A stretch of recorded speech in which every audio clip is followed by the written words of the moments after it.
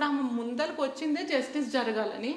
We should all see to that ఆమెకి అలాంటి ఏమంటారు కండిషన్ మనము ఇవ్వాలి, ధైర్యం ఇవ్వాలి. మీడియా కానీ పబ్లిక్ కానీ ఎవరైనా ఈ విషయం అనే కాదు, దేంట్లో అయినా ఒక ఉమెన్ ముందరకు వస్తే అని చెప్తా నేను. ఇట్ మైట్ లుక్ లైక్ ఒక ఫెమినిస్ట్ మాట్లాడితే ఇలా మాట్లాడతారు, ఉమెనే సఫర్ అవుతున్నారా, అలాంటిది ఏం లేదు. మెన్ రకరకాలుగా సఫర్ అయ్యే వాళ్ళు ఉన్నారు. మనం ఎర్లియర్ ఎపిసోడ్స్ చేసినప్పుడు మెన్ కూడా సఫర్ అవుతున్నారు.